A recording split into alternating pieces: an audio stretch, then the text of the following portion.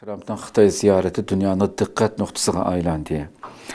Kadirli görülmelerimiz elbette bu haftadaki Trump ziyareti neçe aylardan bir kütlü vatıda elbette bilisine bütün dünyanın dikkatini tartkan hem akbarat vasıtları her bir hareketlerden tatip bu ikisininki şu ziyaret jarayonidagi dikkat kılıp şunun analiz kılıvatkan bir kızık nokta bu haftadaki mana 13 maydan 15 maygacha ziyaret ilip badi Amerika prezidenti Donald Trump aradan 8 yıldan 8-20 yıl ötkendan keyin Xitayda ziyareti oldu.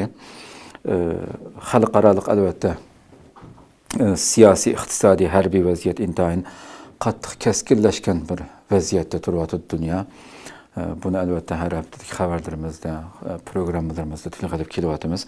Mana shunday bir arıq görünüşte elip berilgan bir ziyaret dünyanın diqqatini qo'zg'adi. Elbette bunu biz suhbat Erkin Akram bilan suhbat qilamiz.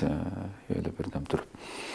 Parlament a'zosi bo'lgan mezgilda Xitoy tarafidan 2 qitim jazo tizimiga kirgizilgan Amerika Tashqi ishlar ministri Marco Rubio hay'atdan o'rin olgan bo'lib, Xitoy Tashqi ishlar ministrligining bayonotchisi bu vaqtdagi savolga duch kelganda bilishda jazoga uchragandan keyin kirgizilmaydi aslida Xitoyga bu. Ama shu Xitoy bu qitim ajoyib bir o'yin xabarning tafsilotiga kirsak uzun masala. Yani onunki Xitoycha Marco Rubio'nun ismi yazıldığı bu harf şekil aşlarını başka bir harflerini almashtırıp durup kirgizishga ruxsat qilinganda bu qatim Marco Rubio'nun bu. Bayonotchisi bu savol duch kelganda Marco Rubio'ga jazo yurgizishga sabab bo'lgan so'zlarning o parlament a'zosi mazgillik so'zlar ekanligini aytib, jazoning kuchga ega emasligiga ishorat qildi. Amaliyotda ismning yezilish shaklini o'zgartganda hamda harflarni Xitoyda.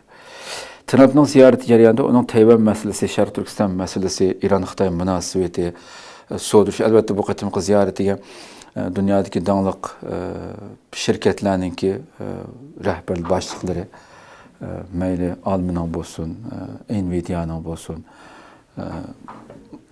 ve başka mesela Elon Musk nayeti çoğun bir soda vekiller ömekime qatnaşgan bu qatimki ziyaretga elbette muzokaralarning ichida bugungi İran, İsrail, Amerika urushi va boshqa butun shu Hormuz bo'g'ozi masalalari, Xitoy va Amerika o'rtasidagi bu savdo urushi, nurg'un masalalar tilga elindi bu yerda albatta. Bunun tafsilotini Erkin Akram bilan o'tkazgan suhbatimizda uni cho'qim ko'rishinglarni umid qilamiz. Butun bu ziyoratning jarayonida tilga elingan bundan keyingi dünya vaziyeti ko'rsatgan ta'sir haqida albatta tafsiliy holatda to'xtalamiz qadrli ko'ruvchilarimiz.